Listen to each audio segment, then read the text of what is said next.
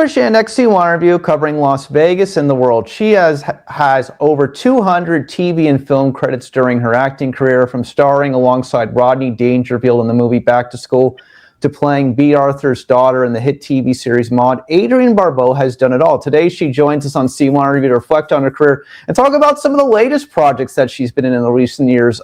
Thanks so much for joining us today. How are you? I'm well, thank you. A little wet because I'm in LA and we've had massive storms today, but I'm well. We've had a couple of them here in Las Vegas too, actually. So your latest project is in Oddities. We're going to talk about that in a few minutes, but let's just take a little bit back. Of course, we know, you have a long and storied career. There's so much to talk about. We're only going to get to talk about a little bit of it today, but I'm so grateful that we get to. I think, of course, we talk about Rizzo and Grease, of course, stage work, of course, which we'll talk a little bit about later, of course. But then would it be fair to say that to the public's conscious, to the national attention, you first came to everyone's attention with B. Arthur and Maude? Is that fair to say? Yes. I had, up until that time, 1972, I had only done theater. I'd only done theater all around the country, and then had been on Broadway for 6 years or something. Well, on Broadway for 3.5 maybe. And Maude was my first experience with television. And so in one of the episodes, there were a series of vaudeville scenes where you're dancing. Where did you learn to dance? Was that the passion before acting? No, it was my livelihood. When I first moved to New York, I needed to work at night because you have to have your days free so you can make auditions and get to, casting calls and take classes and all of that. So I took a job at an Italian restaurant cocktail lounge in Midtown Manhattan on 49th Street called Maddie's Mardi Gras. And Maddie had a stage in the restaurant, and he had motorized mannequins on stage who looked like they were playing music. And he would play music on the jukebox, and then these mannequins, like the drummer would, do that. They were like robots. And people came in and were very upset that there wasn't a live band. So Maddie got the idea that his cocktail waitresses should get up on stage and dance to the jukebox. And so I've been told that we were maybe the very first discotheque. Oh, I'm sorry. My phone just rang. I just lost it. No apology needed. It could be a million different stars in Hollywood, obviously. It's actually one of my sons. But we were the first discotheque dancers in existence. I don't know, but I went on from there, and I worked at a place called Joel Heller's Eighth Wonder on 8th Street in the Village. And Trudy Heller had a very popular, famous discotheque at that time. I think I worked at Trudy's. And then I started working with an agent who would book me in clubs in New Jersey and Long Island and Staten Island and all of that, because I needed to work at night. And I did that until I got my first Broadway show. Absolutely. Before we move on, just very quickly, do you have a favorite B. Arthur story? Oh, my favorite B. Arthur story is that, and I've told it many times, but B taught me how to eat hard-boiled eggs. You always put Tabasco sauce on hard-boiled eggs. And I always have, ever since B gave me those instructions. We also, of course, aside from television, movies, there's tons of different movies. Want to focus on one. Your scenes with Rodney Dangerfield in Back to School, I think, are phenomenal, cult classic, memorable, and probably some of the funniest movie scenes in history. What do you remember about those scenes and working with Rodney? What I remember about working with Broadway, I remember two things. I remember the first day on the set, I got there and there was this long line of women standing outside his trailer. And I said to the producer, what's going on? And he said, oh, Rodney's a sex symbol. They're all waiting because they're hoping they can get a kiss or a hug or something. And that sort of took me aback because I'd never thought of him that way. And then mostly I just remember laughing a lot because you couldn't get Rodney to stand still, first of all, and you couldn't get him to say the lines on the page until he had tried all of his act. And the director was always, Rodney, it's really funny, but I don't think it works in this scene. I think we better take it down a little bit and get back to the character. But he was such a sweet man and hysterically funny. You're obviously a phenomenal actress, but was it hard for you not to laugh in between the takes or laugh when you're on the set with him? Obviously, you're playing a role, you're playing this very serious wife, but were you laughing in between? Maybe not in our scenes because he was funny in our scenes, but he stuck to the script, so we were doing it. We were going at each other but laughing off screen in between setups and all of that. Yes. Okay, so speaking about that, so now something a little bit more closer today. Of course, you were on the Drew Carey Show. I mean, what was that like? Yes, I played Oswald's mom, which I don't think a lot of people know, unless they were big Drew Carey fans, but I don't get asked about that very much. That was great fun. And I do remember my first day on the set with all four of the guys. I don't think Drew was there that morning when we started talking. And all four of them, one was funnier than the other. And it was just, there we were laughing in between takes at all times. It was fun to do it. It was fun to do it. I had a good time. I feel like that your career has spanned, so many different genres. We can talk about horror, we can talk about sci-fi, we can talk about the comic book scene, we can talk about comedies.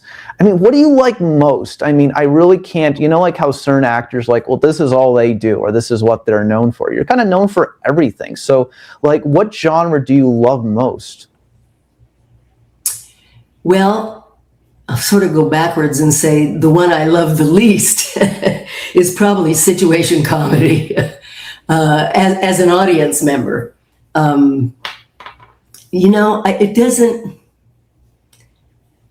It's not the genre that captures me. It is the specific script and the specific character.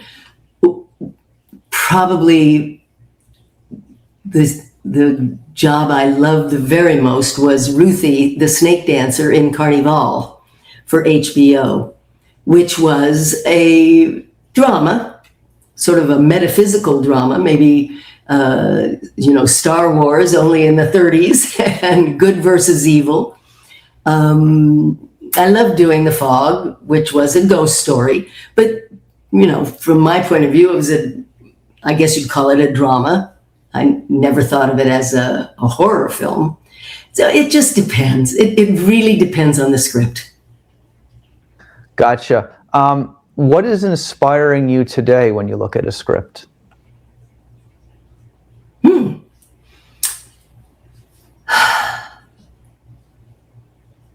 Well, it's got to make sense. It's got to be logical. The characters, and especially if we're looking at horror screenplays. So many of the things I get offered are, I guess, what you'd call slasher films, where three people that you have no idea who they are, three characters get killed in the most grotesque ways in the first 4 pages of the screenplay. I'm not interested in that. I'm interested in characters and a good story. Well, I mean, obviously, we'll just go forward on that. I mean, great stories. Rizzo, Grease, you're on stage, Broadway. I mean, does it get any better than that? I mean, obviously there was so much after that, but I mean, I'm sure you think about that often, no? It doesn't get any, and the first Broadway show I did was Fiddler on the Roof. Well, you can't get any better than Fiddler on the Roof. I mean, that was a show. I did it for 2.5 years. There were 2 people in it who opened it in they were with it throughout the entire 8 or 9 years that it ran on Broadway, the original production, because it was such a joy to do every night. And there was always something to achieve as an actor. Grease was great fun. I left fairly soon after we opened because I got the offer to do Maude. But yeah, if you're going to do a stage play, it better be one that you want to do every night, 8 times a week for a long time. But here's what I'm going to say in that regard. Is that fun at times because you get to get better at things because you get to do it over and over and over again? I think it's fun, not necessarily that you get better, but that you achieve what you wanted to achieve each time.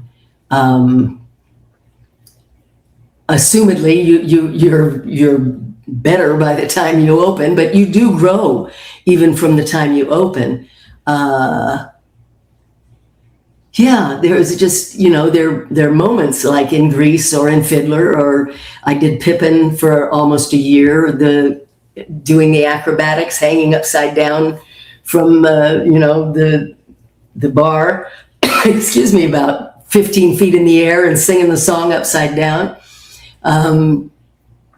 And just to be able to do that every night and not fall was an accomplishment. But and even when you're doing a film or television, because you don't just do one take usually, unless it's a really low budget film, things come out. You find things that you didn't even anticipate for the character as you're doing it. And that's exciting. One more thing before we talk about some of the more present day work. Of course, Fiddler on the Roof, you mentioned you were in that with Bette Midler, I believe, correct? Yes, Bette played the older daughter, Zeitel, the eldest daughter, and I was the middle daughter, Huddle. Yes, and John Savage at one point played Perchik. John and I then ended up together in Carnival for HBO. What was that like? And that was your first real big acting job, no? Well, it was my first Broadway show. I had been doing theater. I started doing theater when I was 15. When I was 18, I toured in those days it was called the Orient, Southeast Asia, with a musical comedy review.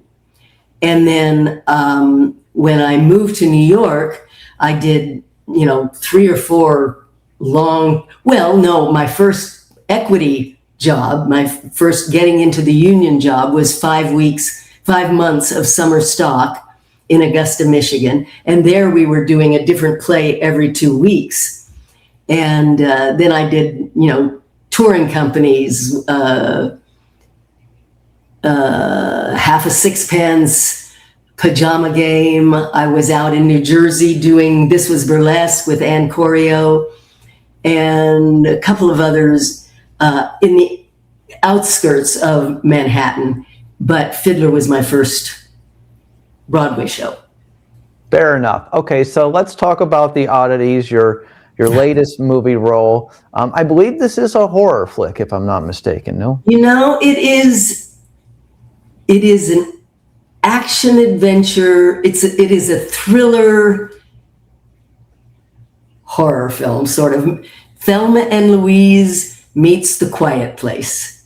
Not the kind of horror you would anticipate. 2 young women get in trouble and they're on the lam, and they end up. I'm a farmer in Kentucky who has a 5,000 square foot a barn where I sell antiques and oddities, curios and things like that. And I bring the girls in, rescue them from the cops and bring the girls in. They think I'm, doing it to just be a wonderful person, but I have an ulterior motive that has to do with, it ends up maybe in their demise. So that's all I'm going to tell you. It was based on, it grew from a short film that we did about 2023, I think, also called Oddities, which is available on YouTube, which was about a woman who has a small curio shop and a couple who try to rob her, and what happens to them because of her predilections to magic, let's say. And but that one can be seen on YouTube, and the only similarity to the feature is that I am once again selling antiques. And once again, not what you think. Very interesting. I got to tell you, so here's the question before we get into some other stuff. What do you like so much about acting still? Like, what do you enjoy? Like, what is it for you that makes you still happy? I love all of it. I love getting up at 4:30 in the morning to go sit on a set at 6:30, and the camaraderie and finding the character and bringing the character to life, or bringing the character out of me, and working with great people. Locations, I love going on location. I actually took a film many years ago that nobody ever has to see, but I took it because it was shooting in Moscow, and I always wanted to go to Moscow. And we landed on the night of an attempted coup, and they declared martial law, and the producer came to me and said, well, I don't know, maybe you don't go home, maybe we have civil war. But I got to see Moscow. And I don't feel, I've said this 1,000 times, but it's true, I feel like I have not worked a day in my life, because it is always fun. Sometimes it's funner than others, but it's always a joy. I love it. That is what I think everybody wants in the world, what you just said.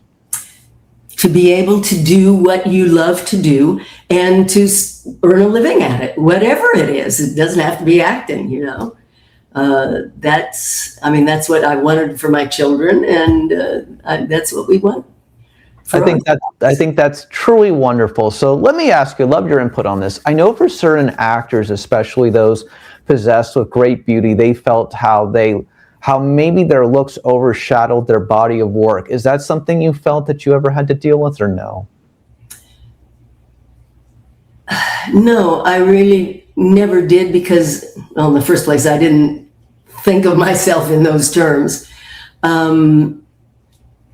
Although I remember when Maude first aired, and people were calling and saying, oh, you looked great. And I'm thinking, okay, I'm glad you thought I looked great, but did you think I was funny? But, people from that time period, some people would say, oh, she was a sex symbol. If you look at my body of work, the first love scene I ever had was with the Swamp Thing. And I haven't played sex symbol roles, maybe Cannonball Run. But I've tended to play real women I've tended to play strong women. I've always played strong women. I played the first gay woman on a television film. Alice Cable in Swamp Thing was probably one of the first, action adventure characters. But no, I never felt that I was being seen because of the way I looked, as opposed to, being cast as for my acting ability. When I got to LA to do Maude, I had only done theater, and so for a while there, I was, oh, she's a musical comedy actress. Then I came here and I did a comedy, a sitcom. So then it was, oh, she just does sitcoms. She's not a dramatic actress. And it wasn't until I did an episode of Quincy M.E., which was a very dramatic scene. I mean, I played a rape crisis counselor who got raped, that then suddenly is, oh, okay, she can do drama too. And then in 1978, when I was wanting to leave or wanting to open up for film, if you were doing a TV series, you couldn't get hired to do a movie because the producers thought nobody's going to pay to see somebody in the theater if they're seeing them every Tuesday night on Maude, you know. So had it not been for John Carpenter, who I did a TV movie with, who then offered me my first feature film, I don't know how long it would have been before I was able to make that transition. Oh, I understand that, completely. But, with that, all of that being said, you look phenomenal. Oh, thank you. Thank you. Do you have a fitness regimen? I mean, well, I try to stay stress-free, which isn't always easy. I've never liked alcohol, not from the time I was 5 years old and my parents gave it to us. If we had a cold, they'd give us a shot of Armenian whiskey, So I've never drunk.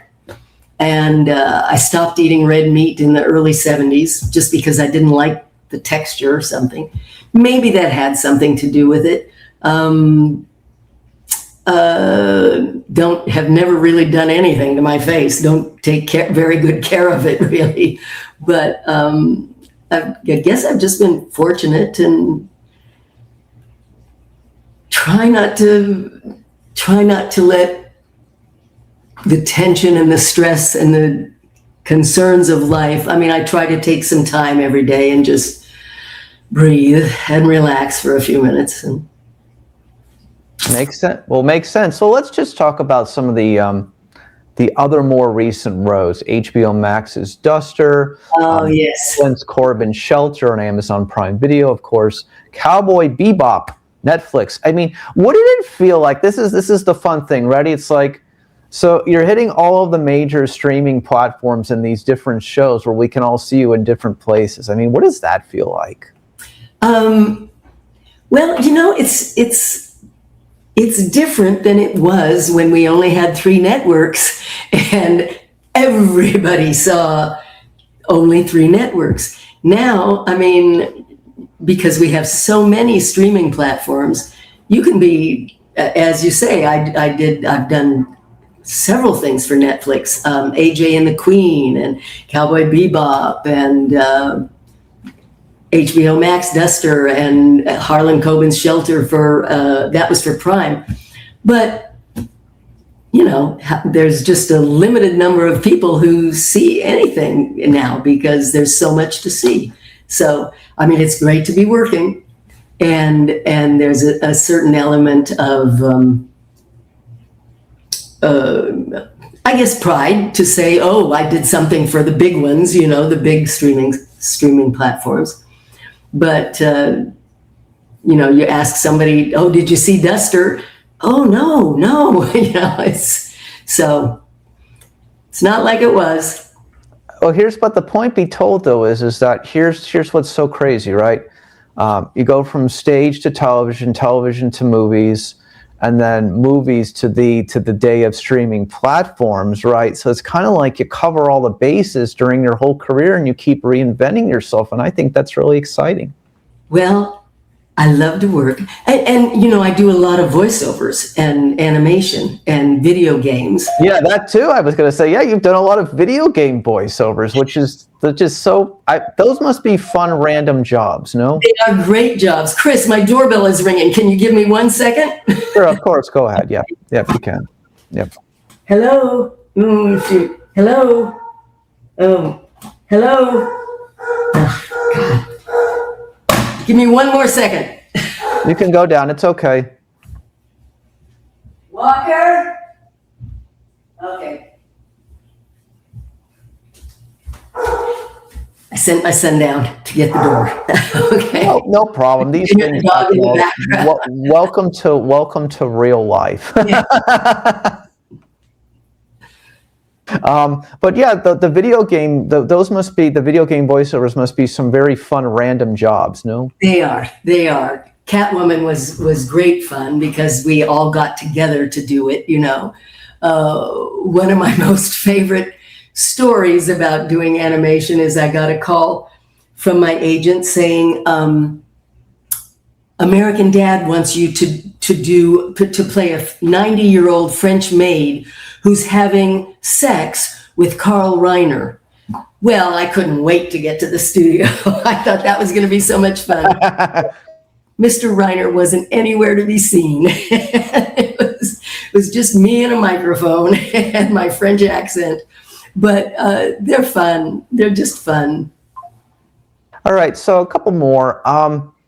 Besides Carnival, is there anything else that stands out from your career that we haven't talked about? Well, I love the character in Creepshow. Just call me Billy. Everyone does, you know. And Escape from New York, of course. I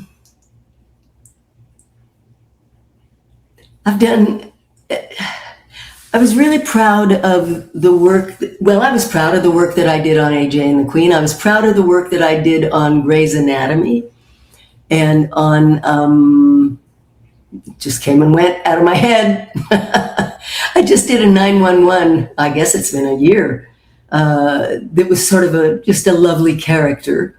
But there was another one, Sons of Anarchy.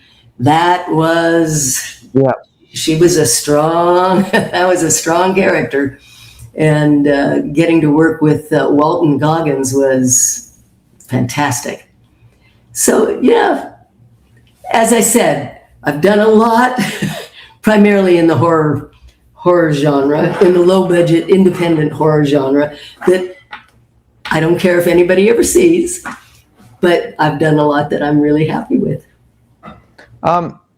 Can I just ask one question about that? Because we've never really, in all the years doing this, probably horror is the least thing we've ever talked about. Here's what I'm going to ask you, and this will be the first time I ever ask this to an actor. Do you have to have a certain kind of personality or mentality to do those kinds of movies? No, I don't think so. You just have to...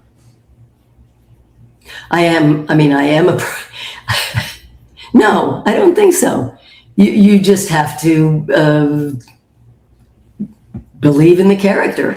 You know, B. Arthur used to always say, just say the words like you mean them. That's what acting is. Yeah. I mean, I don't think so. No. I've never been asked that question, and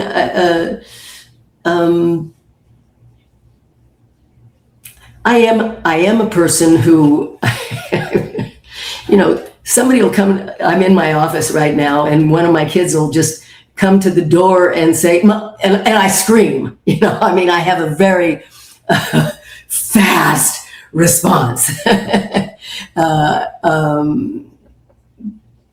But I don't get scared. I mean, I might jump, but it takes a lot to frighten me. I'm not sure that answers your question. No, it does. It absolutely does. It's just I would think that you would have to prepare yourself in a certain way to deal with those kinds of movies, is my point too. I mean, you know, the reality of what it comes down to is that, again, I'm not an actor, never will be probably. Obviously, I'm a journalist, but man, I mean, I'd have to put myself in a certain position to do those kinds of movies. I give you all the credit in the world. I think you prepare just the way you prepare for any other acting job. You get an understanding of the character, what the character wants, how the character feels. You know, for me, sometimes I think about what happened before. For instance, the role of Billy in Creepshow, who is an unmitigated bitch. And an alcoholic and everything. Well, you don't play nasty. You have to understand why she is the way she is. And so I did. I understood, she'd been very disappointed in life. She expected when she married Henry, who was a professor at the university, that she would be, honored and treated. And Henry let her down, and life let her down. And so she started drinking, and she's nasty. But you have to understand it, and that's the way you approach anything: a comedy, or a drama, or a horror, or a musical. I think it's, I don't think there's anything different about doing horror genre. It's just acting. Got it. Well, here's my response. You're obviously really good at that, and one of the best, and have one of the greatest resumes ever. I have two more. Are there any roles that you regret that you didn't take, or were there any roles that you auditioned for that you did not get that you wanted? Interestingly enough, you mentioned Duster. I auditioned originally for Duster for the role that Gail O'Grady ended up doing. And this was years ago, because they started filming, and then I think we had a SAG strike or something and it shut down. But it was one of my greatest auditions. And what they do in our industry is they call it pinning. They pinned me, which meant they believed they were going to use me. Maybe there was somebody else that they were also considering, but they pinned me like a month before they were supposed to start filming, and wanted to know if I'd had my COVID shots and everything. And I couldn't take anything else, or if I was going to take something else, I had to let them know, and then they'd make their decision and everything. And a day before, and I wasn't quite right for the role, but I loved the audition. And the day before they were supposed to start shooting, they released me from the avail. And I never knew what happened, because I didn't even know if they had done the pilot or whatever. And then like 2 years later, I got a call from J.J. Abrams saying he really wanted me to do another role in the series. And at the time he said, you were great. You were great. You were great enough that we were, seriously considering you. You just weren't quite right for it. She was a Las Vegas showgirl. I'm 5'2", and those kinds of things. But that's the only time I remember auditioning for something and really wanting it and not getting it. I'm sure there were other things that it would have been great if I got that, but it didn't. That was the only one that I really, yeah.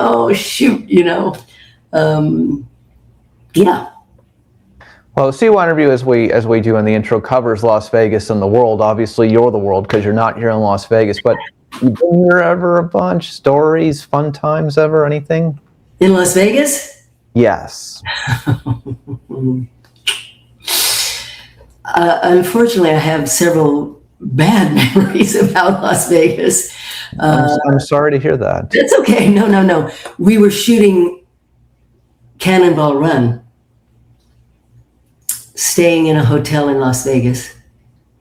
And I remember coming down the elevator of the hotel, and I think it was Valerie Perrine who met me when I got out of the elevator to tell me that there had been a very bad accident on the set, and one of our stunt women was paralyzed.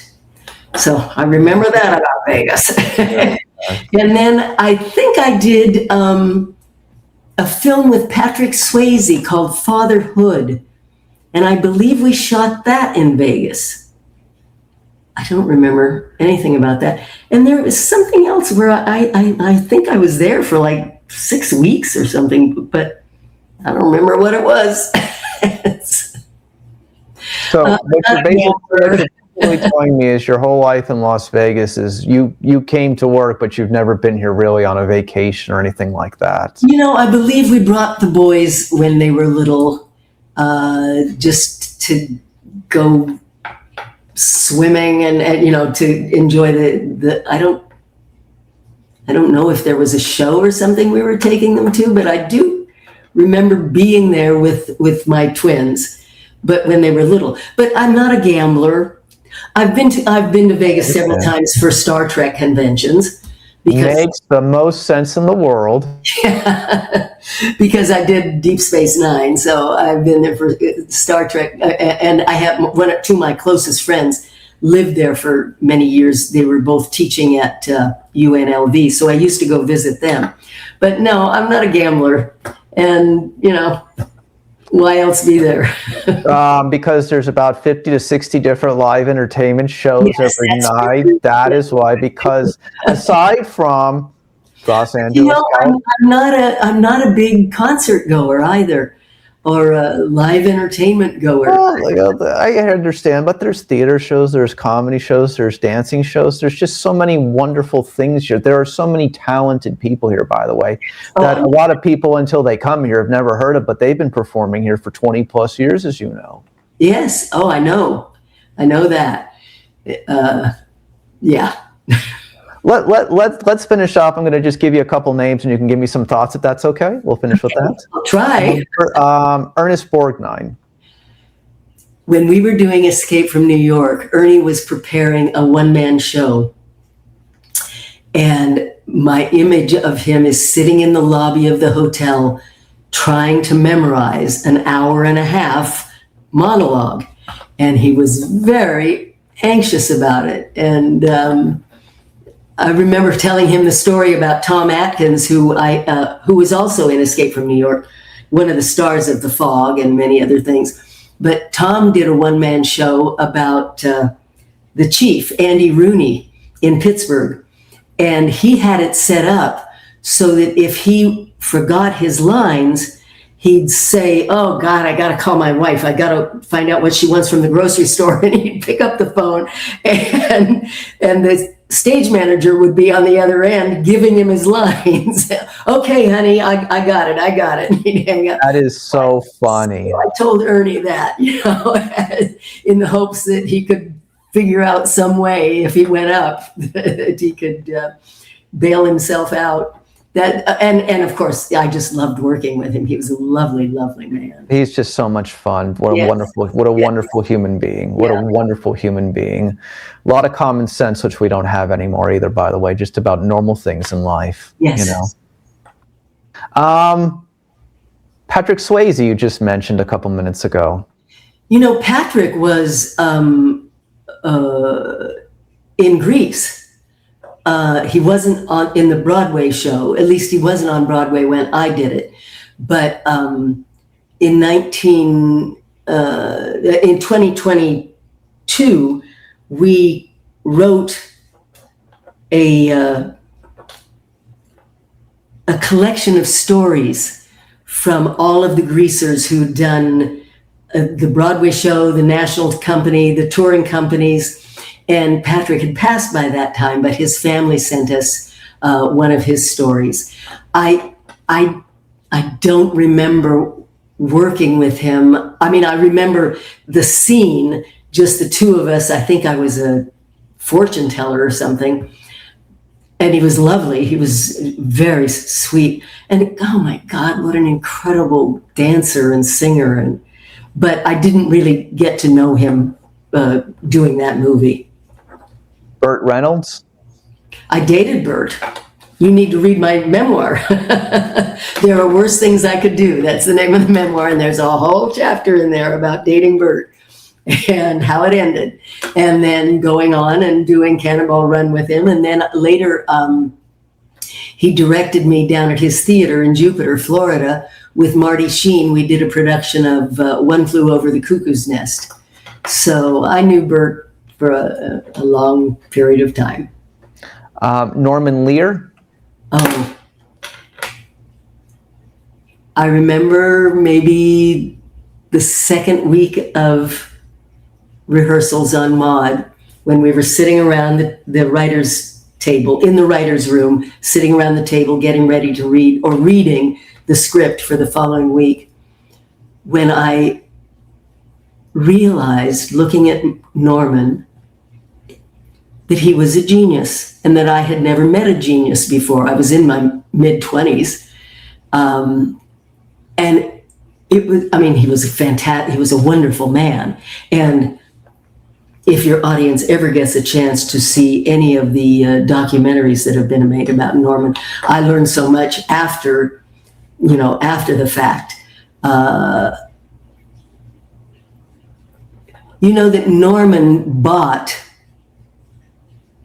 the Declaration of Independence, I believe it was, and outfitted an entire mobile museum and took it all around the country so high school students could see the actual document.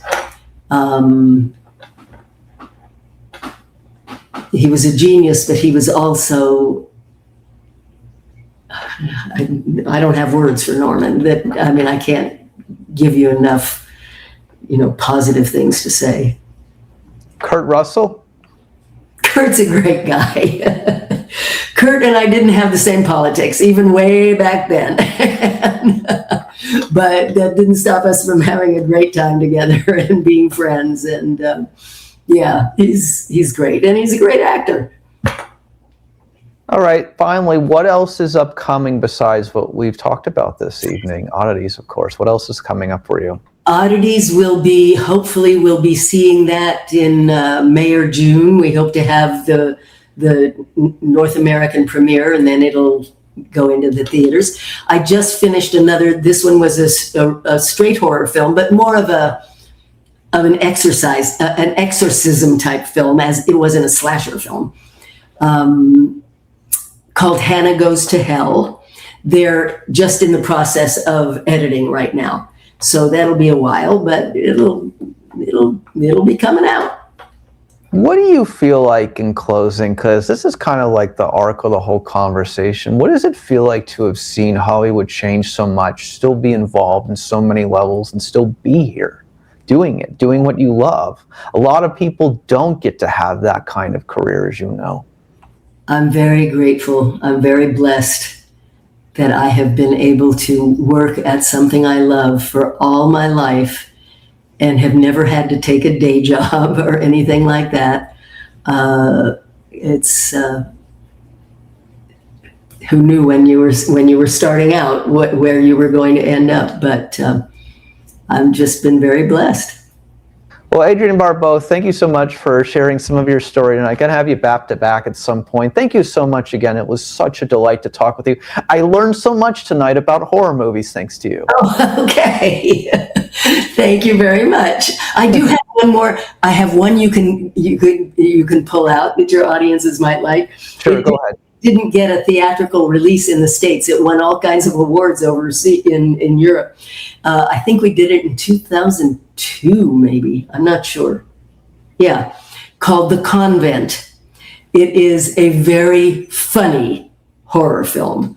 I'm blowing away nuns on a Moto Guzli. That is the most random. I'm actually playing Snake Plissken in a horror film to a certain extent. So look for The Convent by Mike Mendez is the director. Yeah, last thing we didn't talk about, but you mentioned quickly. What does the Star Trek connection mean to you? Nothing. I never watched it. I didn't do it.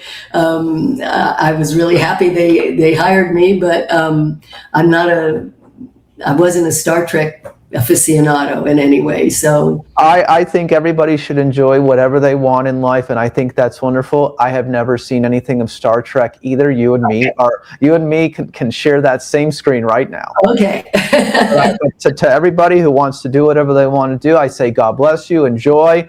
If you like watching those movies, not my thing, but absolutely, I agree with you 100%. Definitely. Adrienne Barbeau, thank you so much for being on CY Interview today. Thanks, Chris.